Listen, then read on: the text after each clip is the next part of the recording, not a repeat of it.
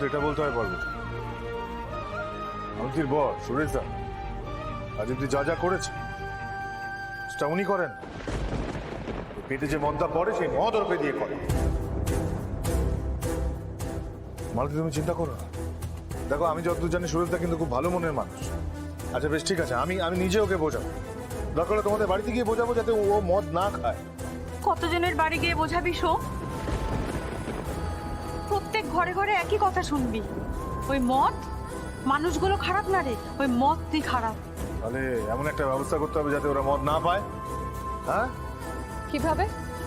তাহলে তো ভাটিখানাটাকেই বন্ধ করে দিতে হবে। বন্ধ করতে হবে, শুধু বন্ধ না, ওই ভাটিখানা ভেঙে গুড়িয়ে দিতে হবে।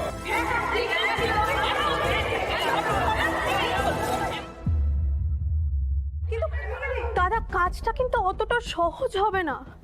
ওই অমল কিন্তু গুন্ডা বসে, সেই গুন্ডাগুলো ওখানে পাহারা দেয়, তাদের কাছে অস্ত্রও থাকে।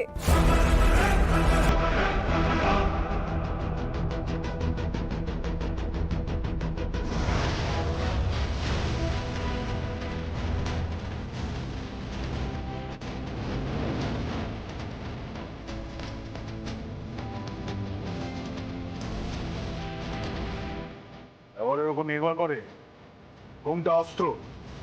এতদিন আপনারা মায়েরা বোনেরা এসে নেমে এসছেন, সেখানে এটা ব্যবহার হয়েছে, কিন্তু অস্ত্র হিসেবে নয়। কিন্তু এবার থেকে হবে, যুগের পর যুগ আপনারা শত্রু দমনের জন্য হাতে অস্ত্র তুলে নিয়েছেন। এবারও তুলে নিতে হবে, কি পারবেন না?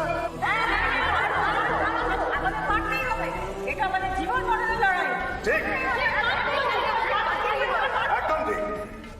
তাহলে বেশ, আপনারা তৈরি থাকুন। আজ যে আমাদের বাধা দিতে আসবে তাকে যথেষ্ট শাস্তি দেওয়া হবে। অমলের ওই ভাটিখানা আজ ভেঙে গুড়িয়ে দেওয়া হবে। ভাটিখানা ভেঙে দাও, গুড়িয়ে দাও। ভাটিখানা ভেঙে দাও, গুড়িয়ে দাও।